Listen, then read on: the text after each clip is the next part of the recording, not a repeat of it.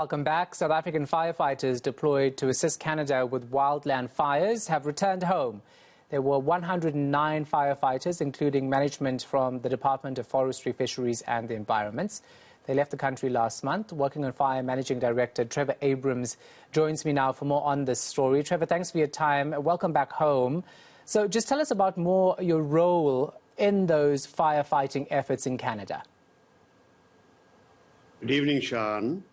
The agreement between Canada and South Africa is that every time that Canada is confronted with a severe fire season, they do call on their partners internationally, and we are one of those partners who are called upon.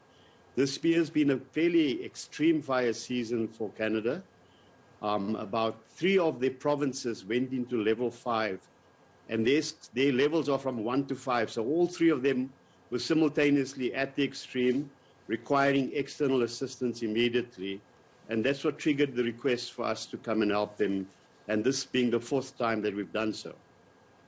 And of course, putting your lives at risk to fight these fires. This, of course, is not new to you and the 109 other people. You obviously fight fires in Knysna, the Free State, and other parts of South Africa. So just tell us about the efforts on the ground, what you go through in fighting these fires in Canada. Well, the Working on Fire program obviously trains our firefighters up to international standards. They meet fairly rigorous selection standards. So they're the best of the best that go out to Canada with these kind of deployments.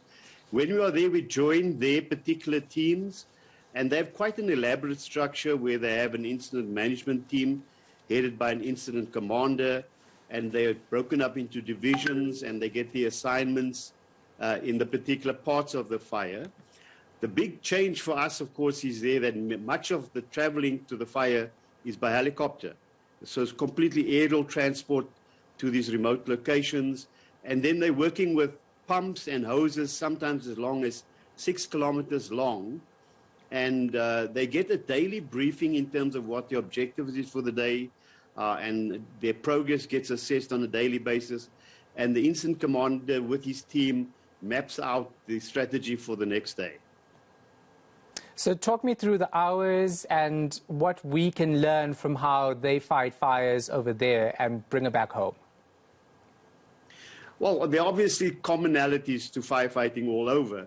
However, there's equally significant differences, and not least being the vegetation that we find in Canada, as well as the type of fires we have, particularly the underground fires where you find we actually have to go and dig up these ash pits and saturate it with water to, in fact, extinguish it completely.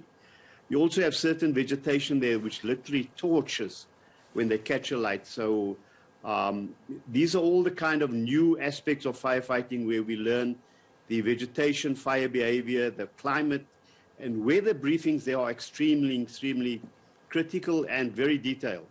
So they can almost predict in the next 2 hours what the likely scenario is going to be on the fire line, based on projections of the weather pattern coming our way. I hope you guys are getting some rest after all of that hard work. Do the firefighters get time off? They get some time off. In fact, we came off the fire line on the 10th and 11th of September. And then we had a long journey, about 8.5 hours back to Winnipeg from the area, and then we had another few days there. So we actually left Winnipeg on Tuesday evening at 10:30, and after a 24-hour journey, we landed here at 6:30 at our Tambo this morning. And yes, the firefighters will be off, and right now, in terms of our fire season, the northern part of the country is going into its peak period.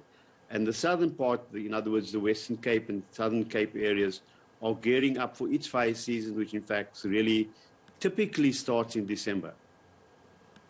Yeah, all right. Thank you all so much for the great work you're doing. Appreciate your time. That was Working on Fire Managing Director Trevor Abrams.